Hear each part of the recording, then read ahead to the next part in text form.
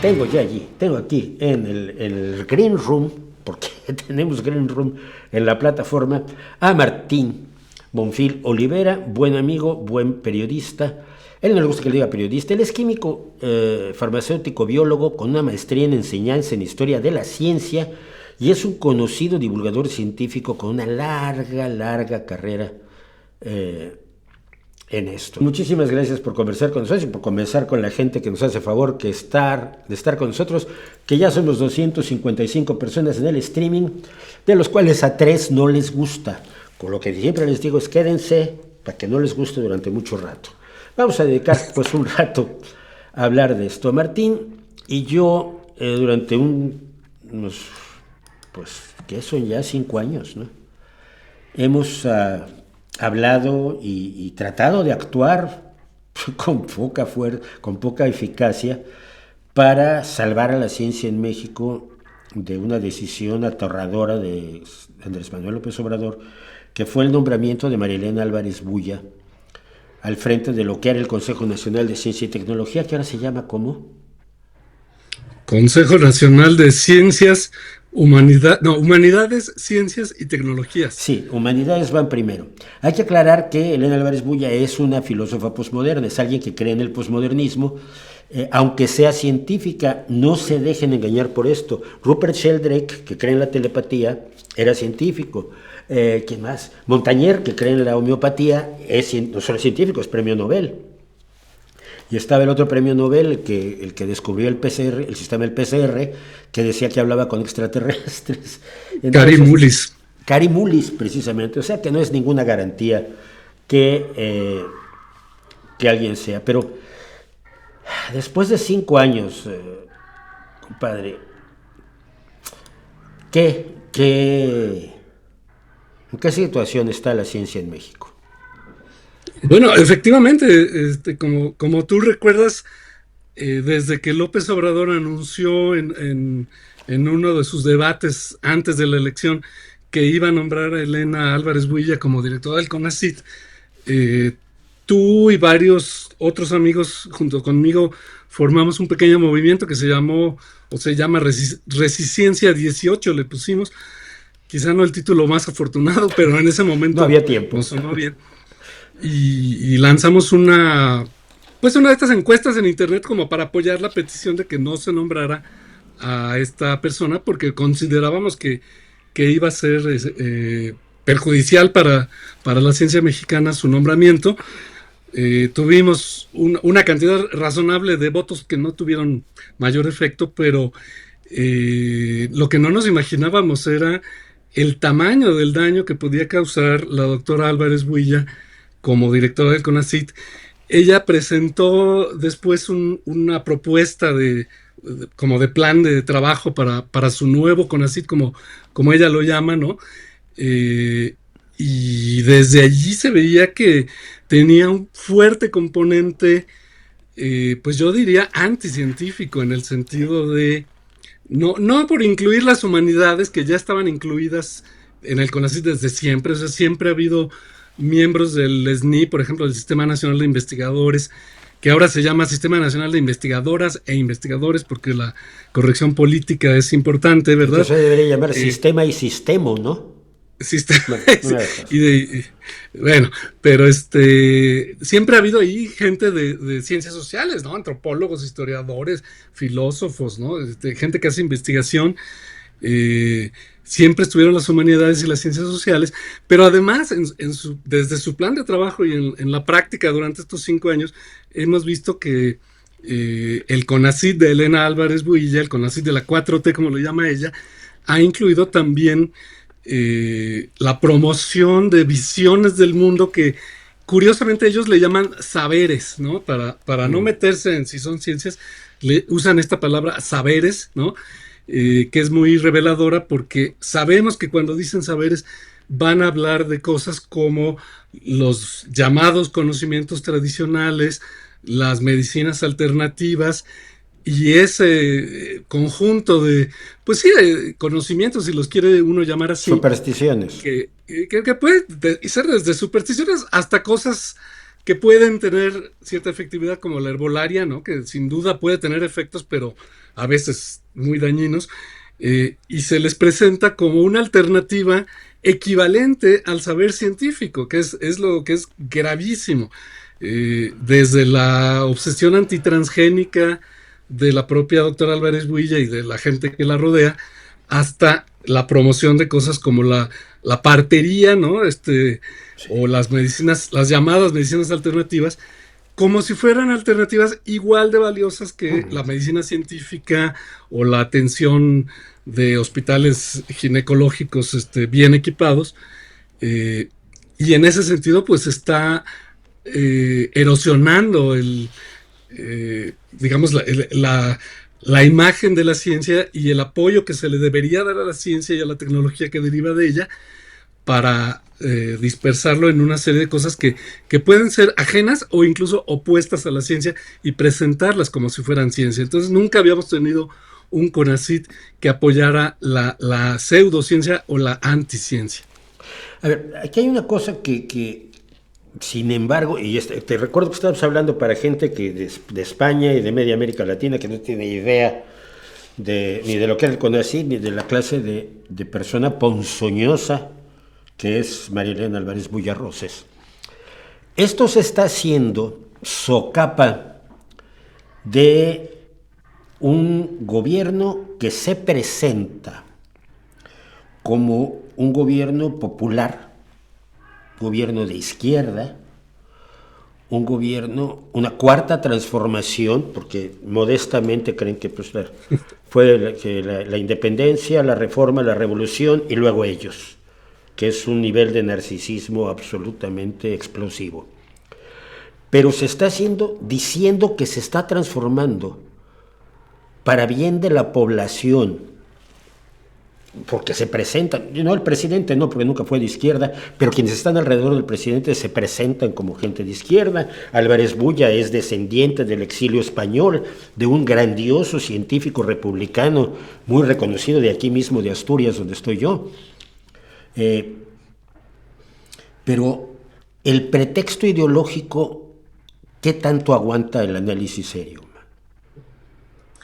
Bueno, no solo es en CONACYT, o sea, el gobierno mismo de López Obrador ha tenido este prejuicio ideológico, como los has llamado tú, neoprimitivista, ¿no? Por ejemplo, cuando se iba a iniciar los trabajos del malhadado Tren Maya, que ha sido destructivo para el medio ambiente, se le pidió permiso a la madre tierra, ¿no? Para poder hacer esos trabajos, lo cual en el siglo XXI pues era patentemente absurdo, tan absurdo como los chamanes que sahumaron a López Obrador en su toma de posesión. Entonces, todo el gobierno tiene imbuido este tipo de prejuicios, ¿no? De prejuicios ideológicos que, con el pretexto de reconocer desde una izquierda a las comunidades, pues, de pueblos originarios, como se les llama ahora, de minorías discriminadas, de tradiciones ignoradas, en fin, de toda una serie de injusticias históricas que son reales y que tienen un sustento, digamos, reconocerlas y tratar de combatirlas, pero lo llevan al extremo precisamente de borrar la distinción entre ciencia moderna y creencias, supersticiones, o incluso charlatanerías como la acupuntura y la homeopatía, y mezclan todo en una revoltura que es lo que tú has llamado, ¿no? La izquierda New Age, ¿no? En tu maravilloso libro que yo disfruté como no tienes idea. Entonces, tenemos un gobierno New Age, tenemos un CONACYT New Age, que además, aparte de ese prejuicio ideológico que los hace tomar eso como si fuera válido igual que la ciencia, al mismo tiempo ha dañado a la ciencia, porque bueno, lo primero fue renunciar a los fideicomisos que se utilizaban legal y correctamente para apoyar diferentes aspectos de la ciencia y la tecnología mexicana, de la investigación científica y del desarrollo tecnológico, renunciar a ellos para que se gastaran en el Tren Maya y en la refinería de Dos Bocas. erosionar la independencia de los llamados centros CONACYT, ¿no? Como el CIDE, notoriamente, pero muchos otros que hay por toda la República, para imponer directores, incluso ilegalmente, que están incondicionalmente a las órdenes de Álvarez Builla, desconociendo a los directores y a los opinión de las comunidades de investigadores, cambiar las leyes, por ejemplo, la ley orgánica de CONACYT y luego la ley de ciencia, bueno, ahora de humanidades, ciencias y tecnologías, que era la ley de ciencia y tecnología, para incluir estos prejuicios y esta toma de poder por parte de Elena Álvarez Builla para tener un sistema de ciencia, tecnología e innovación vertical dominado por la cabeza que es ella, y donde ya no hay tanta libertad académica como la había, y que eso daña el desarrollo de la ciencia y la tecnología. Y pues finalmente yo diría que el daño mayor al bienestar de los ciudadanos mexicanos pues es eso, que nos están haciendo renunciar sin decirlo a los beneficios que nos podría dar la investigación científica básica aplicada y el desarrollo tecnológico poquito que se ha hecho en México, pues en vez de que aumente, estamos renunciando a él, ¿no? Antes, mira, quiero poner, antes de entrar en lo que fueron siendo las persecuciones absolutamente terribles que adornan esto con una satrapía verdaderamente preocupante, quisiera yo irnos un poco al pasado. María Elena Álvarez Builla era una investigadora en biología, en botánica, de hecho, que tenía publicaciones, que se estudió en Estados Unidos, ahora está muy mal visto, por cierto, te vas al imperio, pero estudió en Estados Unidos, su maestría o su doctorado son de allá, y que empieza a moverse políticamente con una organización que se llamó la Unión de Científicos Comprometidos con la Sociedad. Y la Unión de Científicos Comprometidos con la Sociedad, a imagen y semejanza de la internacional, de la organización internacional que lleva un nombre parecido, tenía por objeto luchar en contra de la proliferación de las armas nucleares y luchar en favor del medio ambiente, de la concepción ecológica, de la toma de decisiones. ¿Me equivoco? Así es. Esa organización fue creada más o menos en 2006. Uh-huh. Yo tengo registro de que se presentó públicamente, si no me equivoco, en noviembre de 2006, en una ceremonia que se llevó a cabo en la Casa de la Cultura Jesús Reyes Heroles en Santa Catarina, en Coyoacán, uh-huh, a la cual yo fui porque difundieron una convocatoria, la presentó Elena Álvarez Builla y otras personas que formaban parte de esa asociación, y presentaron sus finalidades, ¿no? Sus objetivos, que tenía que ver con, digamos, orientar los usos y las aplicaciones de la ciencia y la tecnología a cosas que no dañaran el medio ambiente, que no dañaran la sociedad, por supuesto combatir las armas nucleares, pero también después se vio, ¿no? la tecnología transgénica y una serie de avances que ellos consideran que pueden ser dañinos al medio ambiente o a la salud, básicamente sin ninguna base, pero en ese momento lo presentaron como principios abstractos que sonaban muy positivos, y varios de nosotros, incluidos tú y yo, pues firmamos para ser miembro de esa asociación. Yo afortunadamente. Tú lo firmaste, no sabía. Bueno, yo sí firmé. ¿No? Sí, hay muchos. A los pocos años se vio pues que básicamente se trataba de una asociación creada para promover la lucha en contra de los cultivos transgénicos desde un punto de vista ideologizado, anticientífico, pues muy, muy politizado en el mal sentido de la palabra, y pues muy, muy, muy fanático, yo diría, ¿no? Y lo hicieron durante muchos años. Uh-huh. Entonces, ante eso, varios de los que estábamos inscritos como miembros solicitamos que nos retiraran de su lista de miembros, porque nos parecía que no estábamos de acuerdo y no nos representaba el actuar de la Unión de Científicos Comprometidos con la Sociedad. Por ubicar la realidad, muchos de estas personas, yo conozco por lo menos a un físico y a una investigadora en bioquímica, además de Martín, que pidieron su salida de la Unión de Científicos Comprometidos con la Sociedad al no aceptar el sesgo o la orientación antibiotecnológica en general de la organización, y que no se les quitó. Todavía revisé yo en el ¿cómo se llama? Wayback Machine, en el archivo de internet, las últimas listas de miembros, y todos ustedes siguen en esa lista. Con esta organización, Álvarez Bulla se puso al frente de la lucha para la defensa del maíz. Tú sabes, esta idea de que si entraban los transgénicos para aumentar la productividad en ciertas áreas, iban a comerse el maíz nativo. Cosa que basta pensar por qué una variedad de las actuales de maíz no se ha comido a las otras, por qué se pueden convivir, por qué incluso los campesinos plantan una junto a otra y no se polinizan cruzadamente. Rápidamente la explicación es porque el tiempo de polinización del maíz es de una semana. Si tú plantas y luego plantas otra parcela junto 2 semanas después, es imposible que se polinicen. Esto lo saben los agricultores, pero no lo sabía Elena Álvarez Bulla. Pero su pretexto de defender el maíz, como el maíz tiene un significado profundo en México, se convirtió de pronto en un personaje político que llegó a ir con los zapatistas, por ejemplo, a decirles que los transgénicos eran maíz que había perdido su chulel, su alma, su alma, tenía sí, menos propiedades nutritivas, etcétera, etcétera. Es decir, empezó a crear una sarta de mentiras sobre la cual construyó su fuerza política, que culmina en esto. Esa es la historia. Cuando López Obrador dice vamos a nombrar a Álvarez Bulla al frente del CONACYT, nosotros conocíamos esta historia y decimos no, esto es gravísimo, sin éxito alguno. Además que fuimos bloqueados por personas del entorno de López Obrador para hacer la entrega de las 2,000 firmas con las que contábamos. Bueno, pero cuando toma el poder no solamente desea implantar sus ideas, bueno, todo el mundo tiene ideas, cuando le dan un puesto dice, uy, yo voy a mejorar esto muchísimo, pero empieza un fenómeno de persecución.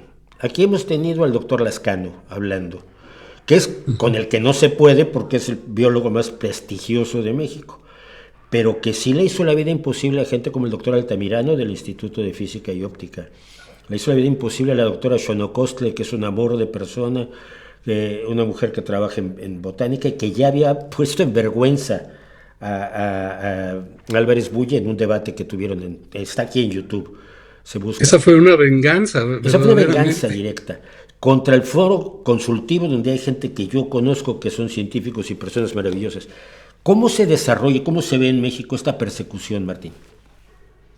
Bueno, aparentemente una parte importante de la comunidad científica había votado por López Obrador en el entendido de que, siendo el primer gobierno de izquierda, ¿no? Vamos a llamarlo así, iba a apoyar pues, causas históricamente apoyadas por la izquierda, como la defensa de la salud, de la ciencia, de la cultura y las artes, todo lo cual pues hemos sido decepcionados, ¿no? Quienes hubiéramos pensado eso. Yo no voté por López Obrador, pero sí pensaba que iba a apoyar esas causas, y lo que pasó fue exactamente lo contrario. Y no solo eso, sino pues empezaron a ver estos actos de autoridad. Me centro en el CONACYT, ¿no? De autoritarismo, de imposición, de descalificación de cualquier discrepancia, y después de amenazas, ¿no? Primero a través de los presupuestos. El foro consultivo, que era una institución independiente, pero que operaba con fondos otorgados por el CONACYT, igual que la Academia Mexicana de Ciencias, igual que muchas asociaciones científicas, y que tenía un papel importante de ser interlocutor entre los investigadores, la academia, el gobierno y la industria, ¿no? Esa era la idea del foro, y la cumplió durante muchos años. Primero, lo que hizo ante las objeciones expresas del foro consultivo a los errores que estaba cometiendo el CONACYT, pues les recortó fondos, les exigió que entregaran dinero. El foro, amparado en sus leyes que lo definían, pues se negó a obedecer, y entonces vinieron las amenazas legales, utilizando el mismo argumento que ha utilizado el gobierno López Obradorista a lo largo de estos 5 años y medio casi, que es hacer acusaciones de corrupción sin presentar pruebas, sin presentar acusaciones, simplemente de palabra, y y tratando de amedrentar. Lo que pasa es que la doctora Álvarez Huilla lo llevó más allá, porque debido a sus acusaciones, la supuestamente independiente Procuraduría General de la República presentó acusaciones penales contra la entonces directora presidenta del Foro Consultivo Científico y Tecnológico, la doctora Julieta Güeña, y varios expresidentes, la doctora Gabriela Dutrenit, el doctor José Franco, entre otro montón, eran, me parece que 13 científicos y personas que participaban en el foro, acusaciones de corrupción de grado extremo que amenazaban con meterlos a la cárcel de Almoloya, aunque Almoloya es una cárcel para hombres, pero bueno. Se pidió la prisión preventiva en cárcel de alta seguridad, cosa que no tienen ni los narcos, vaya. Sí, sí, como si fueran peor que narcos, y sin fundamento, ¿no? Afortunadamente no pudo la Procuraduría jamás probar nada, porque pues no existía tal corrupción, tal mal manejo de dinero, pero lo que sí se logró fue extinguir al Foro Consultivo.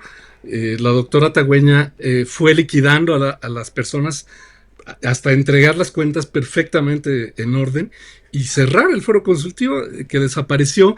Y después la doctora Álvarez Huilla fundó un nuevo foro consultivo espurio que depende totalmente de la directora de CONACYT, ya no es independiente y ya no puede cumplir la función que cumplía el verdadero foro consultivo.